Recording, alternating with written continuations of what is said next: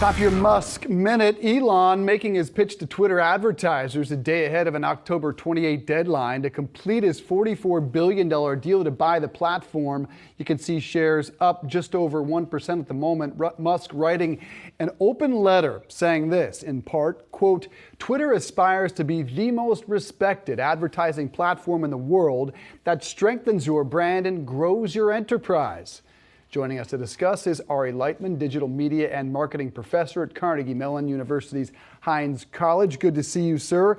So can you do that? Can you aspire to be what Elon just did there and do the other things he wants, which is, bring more voices back onto the platform, some of which are very divisive? It's really difficult. You have to build trust. And trust is really hard in an age where we have a lot of misinformation, we have a lot of brand hijacking, and things can get away from you very, very quickly in social media, as a lot of brands know. The last thing any brand wants is a mismatch associated with its brand identity and its brand values, and misogyny, misinformation, hate speech, anti-Semitism, which can widely circulate in a social media platform that's uncensored and unchecked.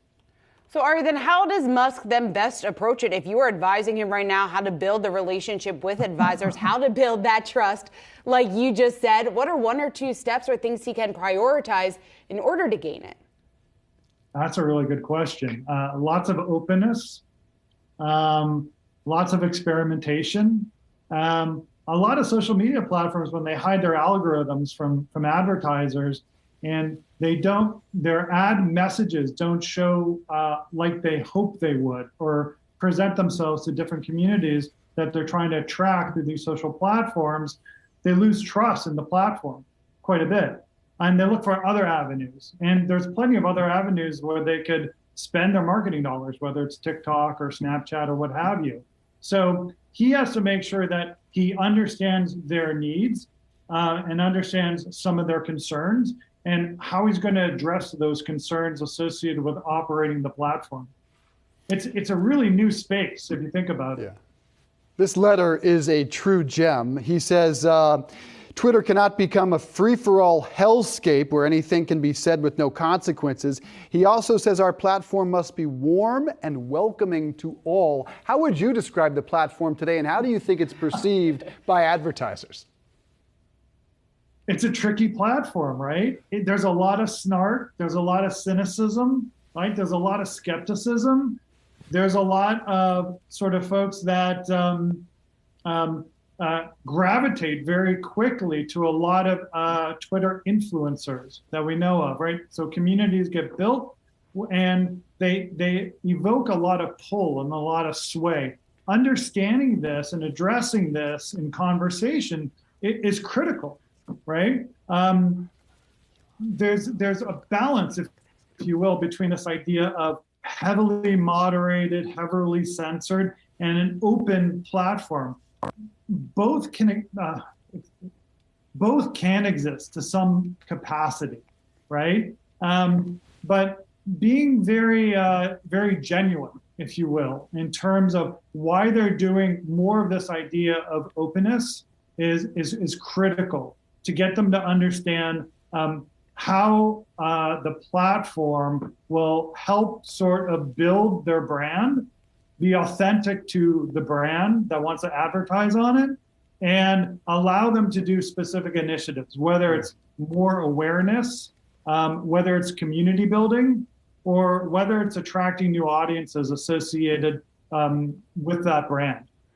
All right, how do you think advertisers perceive a potential conflict of interest, being that Elon Musk isn't just the owner of Twitter, he is the owner and CEO of Tesla that has zero advertising budget? Could that be an issue?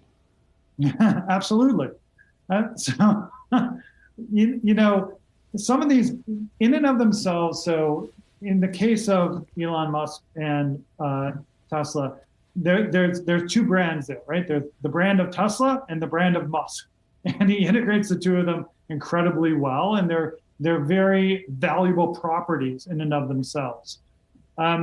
I think he's going to have to answer that question to advertisers associated with the fact that Tesla doesn't have that marketing budget that they expound. But if Elon Musk wants to do it adeptly, helping advertisers understanding influence within the space, right? How to create it, how to develop it, and what that means when you think about persuasion, when you think about motivation, those sorts of things. A lot of brands that we work with at Carnegie Mellon are trying to understand that analytically, right? Which influencers do we pay attention to?